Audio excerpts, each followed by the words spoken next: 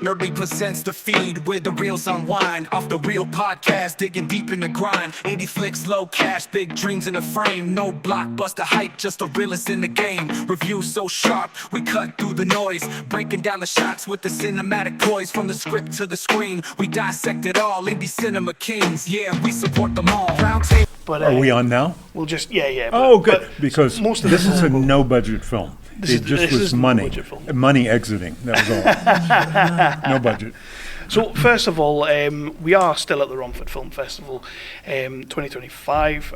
Kevin Halden of The Real Podcast, and I'm now with the crew and the creators of a documentary, City of Hate, which is about the JFK, but not so much about JFK.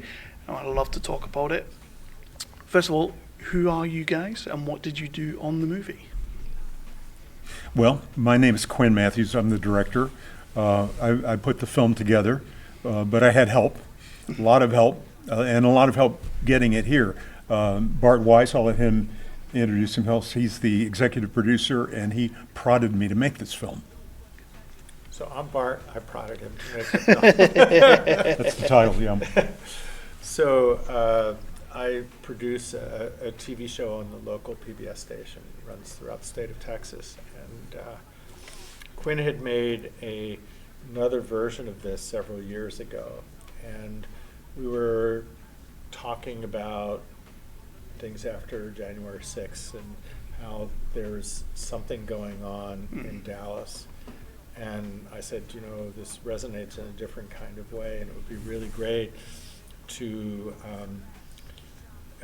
revisit the material. And what I'm really, aside from all of that, what is really important in this film is watching and hearing and seeing Quinn's personal journey. Yeah. Because Quinn was there. Like, I didn't live in Dallas at that time. Yeah. Quinn saw the president, and as you see in the film, the president waved back. Yeah.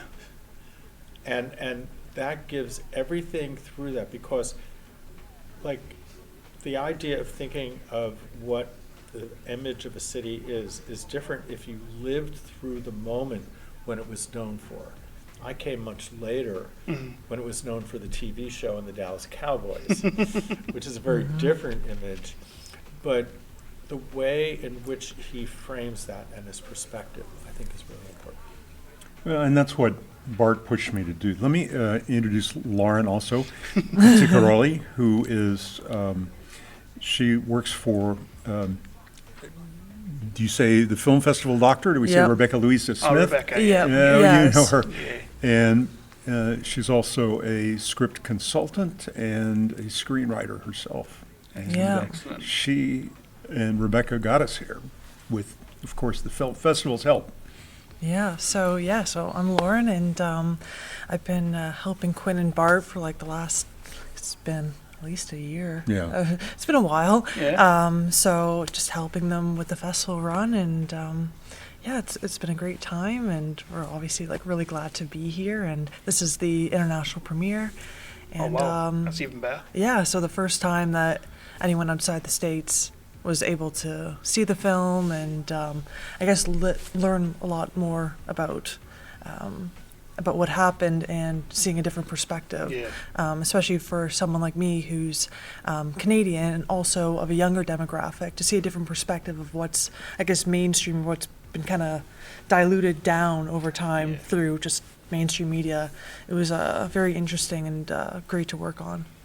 I think the thing for me with this documentary, and we quickly touched on it outside a little bit earlier, was I'm somewhat of a conspiracy theorist nut.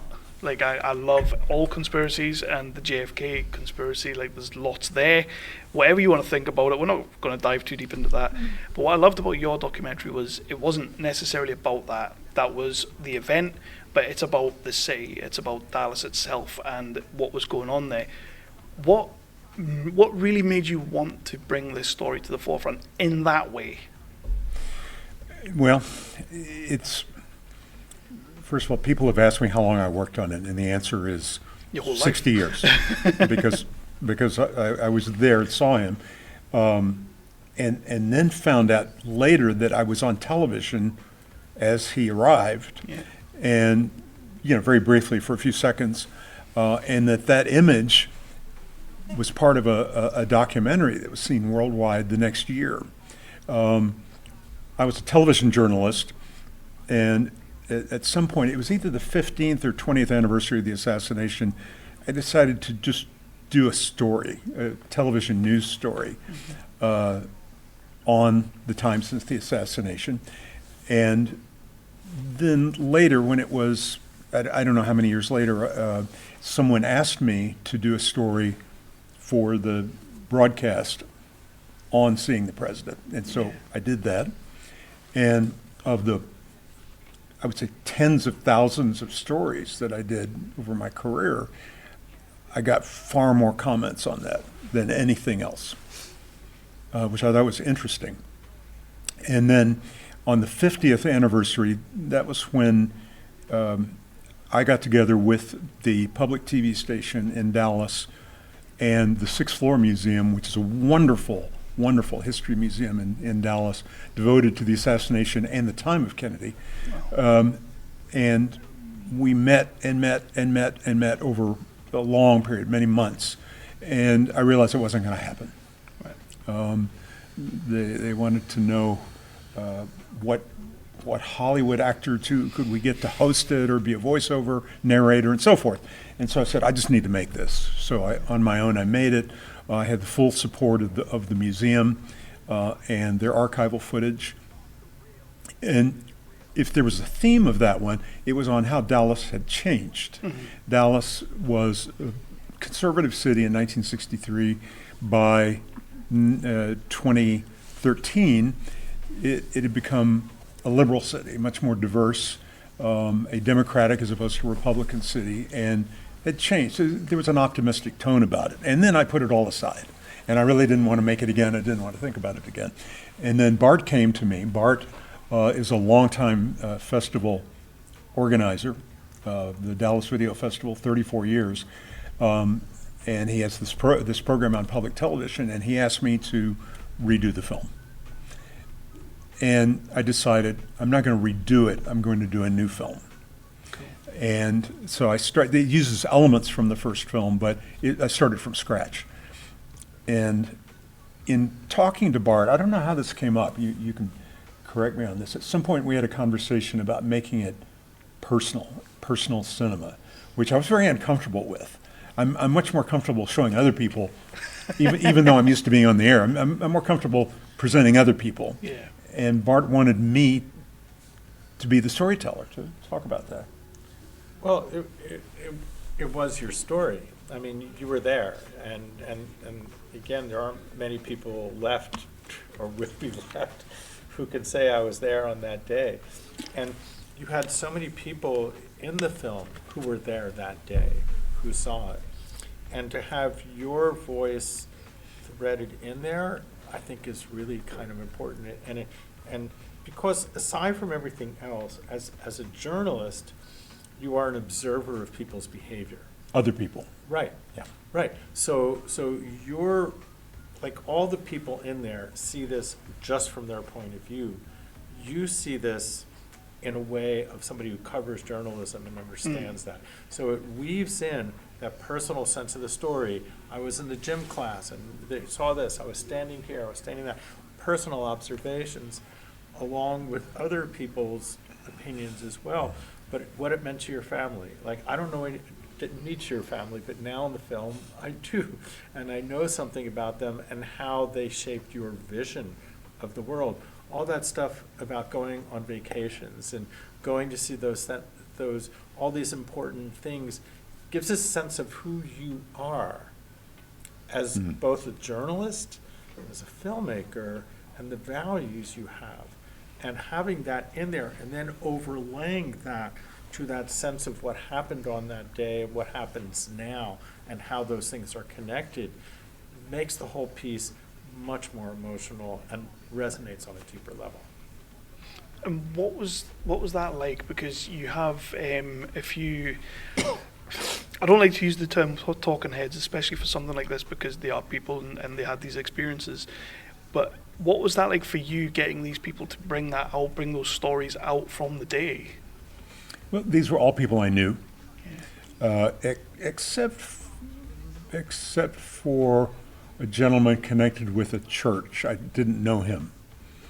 And so I had a relationship with them, just knowing them for many years. And yeah, I'm used to sitting down with people and getting them to elicit, or getting me to elicit information from them. But I think also I'm a stand-in for other people, even though it's me doing the talking and me talking about my emotions, in that I'm a stand-in for many thousands of people who saw Kennedy that day. And I think he was the most charismatic person I've ever met. And I've met presidents, movie stars, so by far, he was the most charismatic. And I know he had the ability not only to connect with me, but to connect with, I said tens of thousands, probably not that many, but probably hundreds or over 1,000 people directly.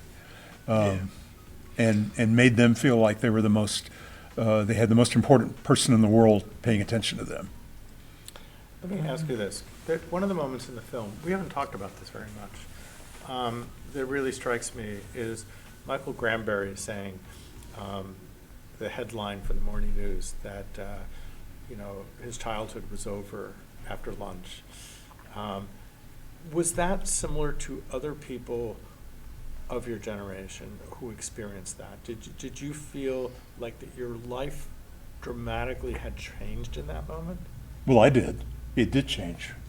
In what way? Because the whole world had changed for me. I think it changed for a lot of people. Something that was inconceivable, that was like distant history. You think of Abraham Lincoln being assassinated, something that's so distant to us. All of a sudden, our world changed. It's, my parents would talk about the Pearl Harbor attack that started the U.S. involvement in World War II. And that's what it was like. It was the world is all of a sudden it's changed. Yeah, it's like the only thing that I could really think of as being comparable on any kind of level is like 9/11 when that happened. Like the world changed. In the UK, Princess Diana when she went, So I understand how that made us feel and how that made me feel. So I totally get what you're saying. One thing I am quite interested in is that it's very honest about the city of Dallas. Like, it puts it all out there and it's presenting facts and it's letting us know that what was going on at the time. How has your documentary been received in Dallas with the people of Dallas? Oh, very well. Yeah? I mean, even the Dallas of 1963 was a very polite city. It was conservative, meaning rather reserved compared to other Texas cities. It's Dallas is Dallas. It's not Texas. It's different. It's very different. And no, it was warmly received everywhere I've shown it. But the city, as I say, has changed a lot. Yeah. And there are very few people who are alive who remember who would take offense at Dallas being called City of Hate. That was the past. It's just it's quite a strong title, if you know what I mean. It invokes quite an almost knee-jerk reaction even from someone who isn't from there. Like, I saw that City of Hate, I'm like, wow, that's strong. We all knew that term, and I'm not sure where it came from, but I went to a research library, and I was going through the papers of the man who was mayor of the city at that time, and found there were stacks of letters to him written, some on the day Kennedy died, and some a few days later, stacks of letters to him, all with the same sort of message. And one said, City of Hate, a city of hate. And then I just found out a little over a week ago that someone is looking for a film. They've seen a clip of the film, but not the whole section, not the film.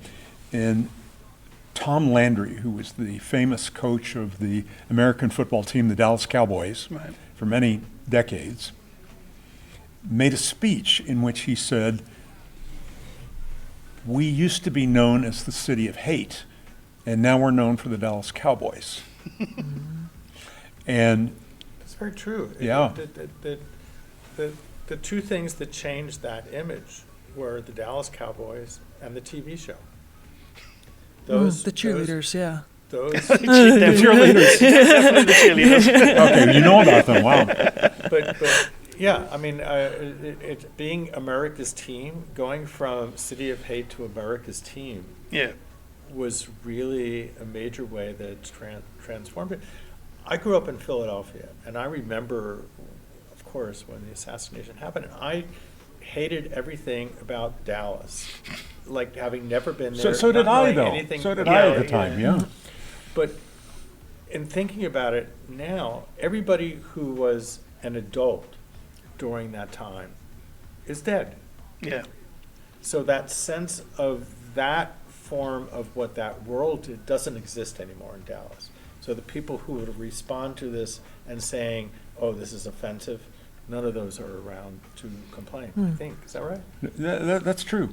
And I mean, I had just turned 13, and I would say probably half the kids or people who were my age at that time today don't remember that much. I have a pretty good memory. I would say maybe half of them do. But if you're younger than that, if you were born before 1950, I mean, excuse me, after 1951, 52, they don't have much recollection.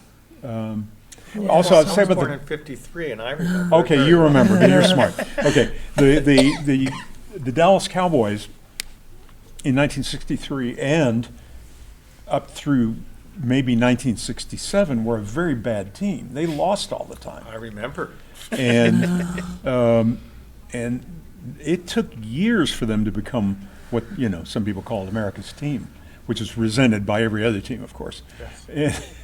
And then they were underdogs who started winning and then became heroes. Yeah. And then the Dallas phenomenon, the TV show, was amazing. I was in Romania 30 years ago and found there was a wealthy man in Romania who built a replica of the ranch that supposedly exists in Dallas, which is not in Dallas, South Fork. They built a replica, and people would go on holidays there. Brilliant. Yeah, and so, I mean, it's really amazing, and it changed a lot of people's lives. Yeah. And the thing about the TV show Dallas is like that is not at all reflective of Dallas. Except for the reflective buildings. Yeah, but it's like that is not what the city that we lived in has nothing like that. Yeah, there was never any oil discovered in Dallas County, which is the county the city is in, until maybe 10 years ago when they started fracking, you know what fracking is, and found some natural gas on the western edge. There was no oil found there. It was not an oil town. It was a banking town, finance town, insurance town. And they financed oil and they financed real estate. Yeah. But it was, Dallas is a very, zipped up sort of city. You didn't see cowboy hats except for Dallas police homicide investigators who wore cowboy hats. But even the sheriff's department, they didn't wear cowboy hats. He wore a fedora, the sheriff did. That's just totally ruined my impression of Dallas altogether. Yeah. And just today, Dallas has changed. I think it was 2006, Dallas County elected a lesbian Hispanic sheriff in 2006. Yeah. It's changed. Things have changed. Amazing. Yeah. One of the interesting things about the film worth mentioning is the history of the city going back to Dallas is a place where the cotton exchange was. And Dallas is very different than most of the other cities in Dallas because it had, at that point, cotton like that, and then insurance and banking, whereas other places like Houston that were more oil-based and a lot of other things. So the image of the city is very different in the history of the city, and it's one of the sort of things in this film. It's just like a small detail, but most people don't know what Dallas was. People who live there have no idea about this cotton exchange. So in terms of like the younger demographic of people that like don't know the history of Dallas and then seeing your film, like what was their responses and how did they receive the film? Warmly and positively, and they learned things they didn't know. The thing about cotton, Dallas is a city of maybe 800,000 people in 1963, and today the metro area is about 8.3 million, which is the size of Greater London. It's more spread out, but it's unbelievably large, and nobody knows the history of anything. But there were cotton farms in the city when I was a child. Really? Yes, across from the big shopping center in the North Park, there were cotton farms due south of it. And cotton, not only did it move from the deep south, it switches to the east of Texas into Texas, but cotton production became a viable industry for two reasons in the United States: the invention of the cotton gin and slavery. And the production, the cotton gin would not work without slavery at that time, for the free labor. And Texas was settled by, I would say, white Europeans because of slavery. Yeah. And it was outlawed in Mexico in 1824, not fully eliminated, but it was outlawed. And the immigrants from the rest of the United States, who were white Europeans, brought slavery to Texas, brought cotton to Texas. So because of that history of slavery, would that make sense that places like the Klan and the John Birch Society had major influences in Dallas in the 60s? I don't know. That one of the people in the film believes that, Jim Schutz. I don't know. I don't know. There's another innate conservatism that was there. It's still there in the sense that it is a business town, not there are no cowboys there. But again, it's like other American cities now. I mean, they're all kind of the same. What was there in your research going through, and obviously it's your lived experiences as well? Was there anything that you discovered that surprised you about Dallas? Anything like either positively or negatively, but surprised you that you didn't know? Yes. Yes. And it was Michael Phillips, who I brought on as historical consultant, had written a book maybe 15 or 20 years ago called White Metropolis. Okay. Michael is an academic, and he looked at the history going back to before 1860, when he talks about three enslaved people being selected to be executed and blamed for a fire. And there were a lot of things I didn't know till I read that book. I think that's the main thing to me. Yeah. And did that at all change the narrative of the documentary, or did that? Yes, it did, because this wasn't in anything I had done previously. It was the connection between race, prejudice, hate, political extremism, how they're connected. I mean, I knew a lot of very right-wing people, not a lot, but I knew right-wing people back when I was a child, and I never particularly thought of them as racist. It just wasn't, but we were segregated. Now, many decades before, not many decades before, when I was a young child, it was segregated by law. And since then, it's been segregated, like every other place in the world, by practice and by the way real estate operates. And they had a procedure called redlining, where real estate agents would not sell or show houses to black people in certain parts of the city. And banks wouldn't lend to them either. That's correct, Which yeah. is equally as important. And then there was, I think, when you're talking about the integration of schools, and particularly how, like, all of the schools, African-American schools, have one graduation. I remember you telling me that was somewhat surprising to you. That would surprise me. That what's her name? Embry. Lisa Hembry. Lisa Embry. Was her experience in that is amazing. And it's just, when you think about that the law of the land from the Supreme Court was they were supposed to integrate the schools. Yeah. And segregation was illegal. And it was in the 2000s before the city of Dallas integrated their schools. Well, till the court order was lifted. Yeah. Right. That's insane. And now, bring it to today, the Trump administration is pushing for ending all court orders related to desegregation, Okay. which I really don't know how much effect that has. It may be more of a ploy or a prize for his supporters. But the fact that they're doing that, undoing law, Yeah. that's been the law of the land since 1954. But yeah, Dallas ignored the Supreme Court, absolutely ignored it, into 1963. And yet, that school is a very beautiful school. It was a modern school, and the students were very proud of it. And as is in the case in many places in the United States, there are black families who regret integration because something was taken away from them. Their Yeah. school was taken away from them. So with that turning something that was a negative and things that have been changing over the years, and you've now got this documentary out there, it's been received well in Dallas, and the new generation coming through receiving it well, seeing how far we've come, or how far you guys have come. I just lump myself in there. What do you hope people take away from this documentary when they see it? What do you hope the message that they walk out of it and they're thinking about it on the ride home, they're thinking about it a couple of days later? What do you hope they're thinking?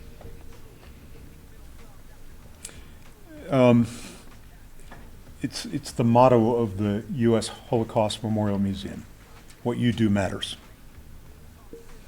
What you say matters, what you do matters. And that's true today. I ask myself, what is my responsibility as a citizen now? How do you feel? And she's looking in from the north. Yeah. You're all right up there. Yeah. Oh, they're all right, yeah. Yeah. I love Canada. Well, yeah, the 51st state and all that whole thing, yeah. The film is a Canada. kind of call to our conscience to think about the world that we're in now and the role in which what government's doing and all these things that are doing that are not to what we like, and what are the effects of these things. Again, these mass killings like in El Paso and other places, and the extreme hatred for minorities, like this is a major ill in our world, and the sense of not having respect for other people, that this sense of hatred, getting back to the title of the film, that this level of hate, to identify it and talk about it and have this film that both historically and subtly tells this story, maybe people will sort of understand a little bit and try to not have as much hate in their heart, and understand that the results of this result of hate is bad for society. It's also bad on the people that have it, right? If you know people, we all know people that are full of hate. They just hate everything. And nothing good happens in their lives, right? Yeah. And for me, I come from a generation of just being on the verge of technology, you, and just not remembering not having that.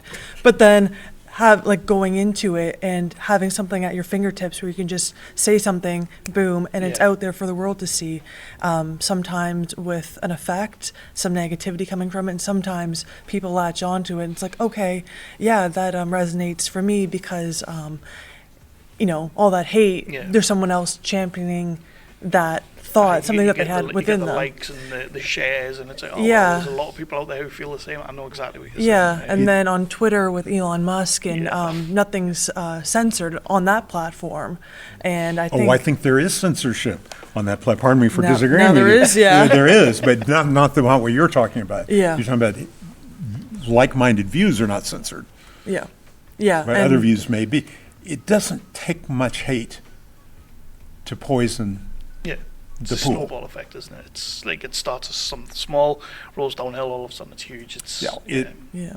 For example, pardoning and releasing 1,500 violent people into the United States, they can do a lot of damage. They have done a lot of damage.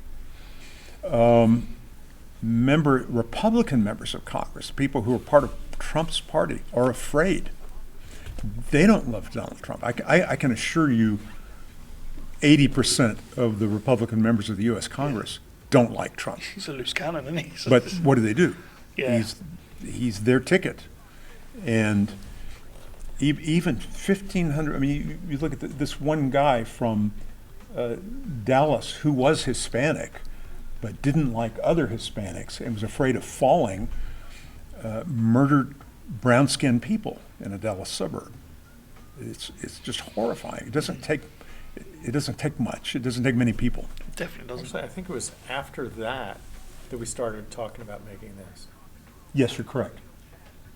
Right, Yeah. that in Allen, that was sort of what really, Yeah. I've forgotten about that, but yeah, that's where the discussions really started.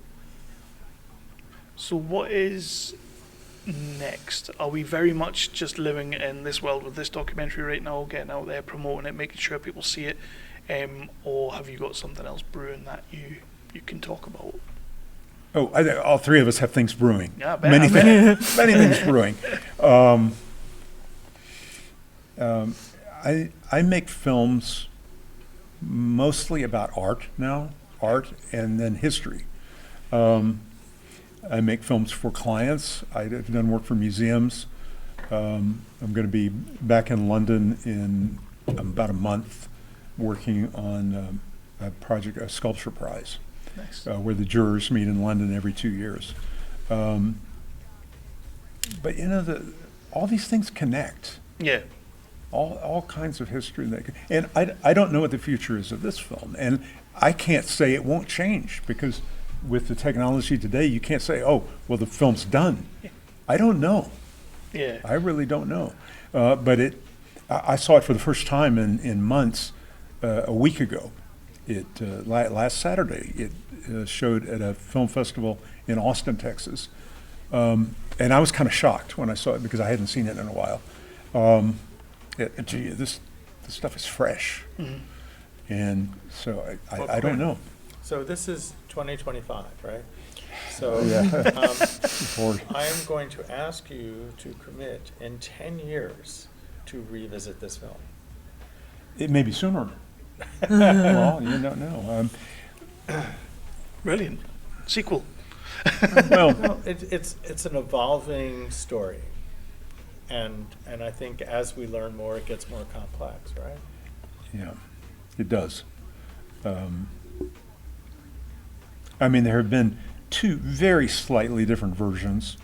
The effect is, I think, the same. One was for television, and then this was for film festivals. Yeah. It was specifically for one film festival. And because of BARD, it was broadcast locally around the state, and it was on the PBS, what is it called, Passport Yeah. app for a while. Well, I'm going to say from the festival and from myself, thank you for submitting the movie to us, for letting us watch it, letting us put it up on the big screen for people to see. Being here for the world premiere, you guys are from America. I'm always surprised when somebody comes over from America and they land in Romford. I of am all so places. honored. I am humbled and honored to be here. No, it's And all our Lauren and her compadre, Rebecca, Yeah. the film festival doctor, Made it are all totally responsible for getting it to you That's brilliant. in your hands. And I'm blown away by this festival. It just has a good feel to it. And I'm so inspired by this theater, No, it's a and brilliant, that it's a brilliant community cinema. theater. And to We think need more of that. To think last year it closed down for about a month. They just shut it down, and then as a festival they all banded together. I mean, obviously I'm more external. I'm part of the festival team, but I come at it from a nerdly angle, so I'm a little bit external to it. But for those guys to just band together and to reopen the cinema, it's just, I find it absolutely outstanding. So I'm going to ask you a question. Oh no, So you were part of the festival selection committee, right? yeah, All right. So for the podcast, yep. what can you tell a filmmaker to make their film more competitive so that you will like it? For me, it's variation. Like I know what I like, but I also know that I can be surprised. And like I said at the start with your doc, I like a good documentary. I really do like a good documentary, but I like a good documentary that comes at it from a completely different angle. And I'd never seen this angle, the fact that you're dealing with Dallas itself rather than the event that, to be honest, that's what I know Dallas for. Like, that's the big thing that I know about. Wait a minute, you don't know about the Dallas Cowboys? I've heard of them, and I've heard of them, and I know the cheerleaders. But for me, it's that event that resonates, that I think of when I think of that place. Even Dallas, the TV show, I didn't really watch that when I was a kid. It was, it was a little bit before me. A little bit before me. But yeah, you guys made a documentary that really stood out, and that's what helps me when it comes to submissions, because I have to watch everything, and we get 400 or 500 submissions every year. And it can get a little bit draining. You're sitting there watching almost the same thing. Like, when we came out of lockdown, every film we got was a lockdown movie. It was a COVID movie, and it was like, I don't want to watch any of these movies. It's still really fresh in my mind.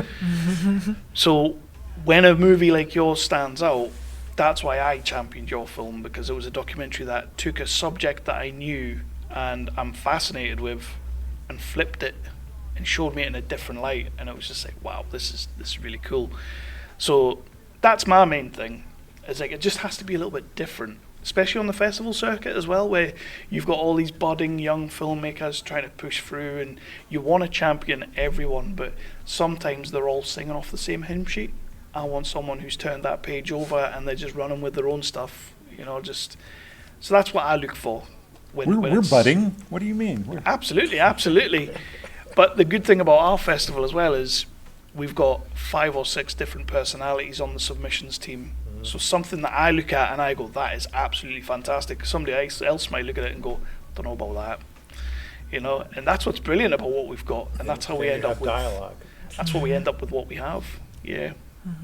Well, let me ask you a question. This film is 50 minutes. This doesn't work for me, by the way. No. Listen, I, being interviewed, I hate that because, you're very nice, but I'm used to being on the other side. But it's this video. Bar talks about getting the filmmakers he has trained and educated to take out what's not necessary in the film, and this is shortened from the first version. So it's 50 minutes. Okay. And I feel watching it like I don't think there's a lull really in it. But do films need to be 90 minutes, 93 minutes?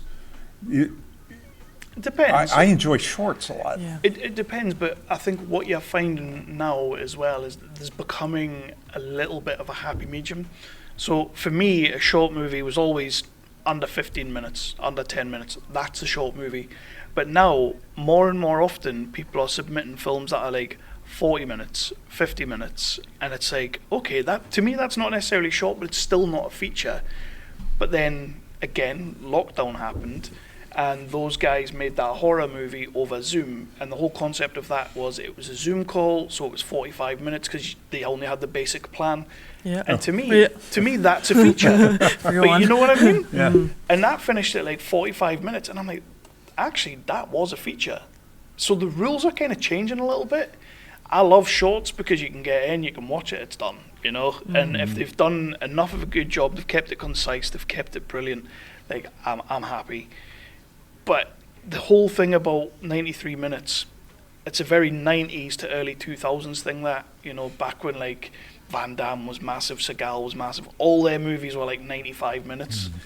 And I think, I might be wrong, but I feel like over the last couple of years, we're going back to that. Because for the last few years, Peter Jackson's been making 6-hour epics, Christopher Nolan's been making 6-hour epics. Oppenheimer, yep. Yeah, it took 3 sittings. Mission Impossible was... Mission Impossible, 3 hours, yeah. But I see a lot more movies coming through that directors are like, 93 minutes, that's a bit of a sweet spot. So I think we're kind of going back to that. But everything goes in cycles anyway. Yeah. I think that in terms of the festival world, for a filmmaker's point of view, the shorter your short is, the more possibility you can get into a festival. Because Yes. when you have a 40-minute film, you have to say, like, what do I have that can fit into... Well, if you've spoken to Spencer, he doesn't care about that. Spencer just goes, right, that's good, that's in. you're right. You are right. But as this festival, with the main festival and the horror festival, we like to try and strike a balance. Yeah. So we like to have the features in there. Plus, we get some really, really solid features, Yeah. and they're only getting stronger, which is brilliant. So, the first year that I started helping, I would say the shorts outweighed the features. This might be the first year that I've seen since I started doing it that actually that balance, it's not exactly 50-50, but we're getting closer to it, and we're picking more features because some features that come through are brilliant. And how long are your blocks usually? For For throughout the festival, like some festivals program a block of films for like 3 hours. Some of them are a little bit 90 shorter. minutes, some I've are never Yeah. really 2 looked, hours. to be honest, I've not really Or looked a at that. shorts Right. compilation would have a run, Yeah. you think I'd of, say if we're showing a group of shorts, I would say we're looking at maybe like an hour and a half. Yeah. Maybe the one I just did in there on Screen 5, that was about an hour and a half, Yeah. and that felt like a sweet spot in Yeah. terms of like a block. But sometimes what we like to do is we'll have a couple of shorts and then a feature. yeah. Yeah. So that could be like 3 hours, 4 hours. Mhm. So yeah, it just however they fit, and what you will notice if you look through them, Spencer's really good at connecting them. Yeah, I thought that today So, too. so there's not like you'll be sitting there watching like 8 different shorts, but you know, one might be a comedy, one might be a little bit serious, one might be a little bit of horror, but there's a theme. I like to think of it as programming a festival is a lot like editing a film, where each film is a shot, Mhm. and you're building a sequence. Absolutely. And so this one goes to that one, goes to that one, goes to that one. So people with experience in editing can put those things together pretty simply. It's very intuitive once you sort of think of it that way. No, like, yeah, like I never really, like I say, I come at it from like an external point of view, and I come at it from the nerdy point of view, so I don't really look too much at that. But I have noticed things like that, what you're saying, like the way he puts certain blocks together, and I'm like, actually, that totally works. What looks like a totally random set of films, Yeah. and like, oh, you snuck something in there. There is an art to that. Yeah, Spencer's got the eye, I don't. I love that you have, your sweatshirt is Oh, it's Patty's a- Irish Pub, worst bar in Philadelphia, It's- PA, which is Bart's home. It's Grew up in Philadelphia. well, this is Always Sunny in Philadelphia, another TV show. That's Yes. the I know, that's the I pub. know. Oh, okay. Yeah. Yes. I'm a big film geek, so you'll find out where nerdy things. So. Yeah. But no, guys, this has been absolutely fantastic. Thank you for sitting Yeah, down and that's doing been for this. us. I Yeah, thoroughly enjoyed it, and just you something. know, I've little learned a bit lot different. just here. Yeah. Yeah. But thank Great you for giving festival. us your Yeah. film Great as well. festival. Thank you so for much. answering our questions. Yeah, that was. They will be cut. No. Your answers were No. really good. Folks, he's cutting some of the interview. No, don't do Oh, that. you can't do me dirty like that. No, I'll leave it all in. But yeah, thank you. Thank you. Thank you. Right.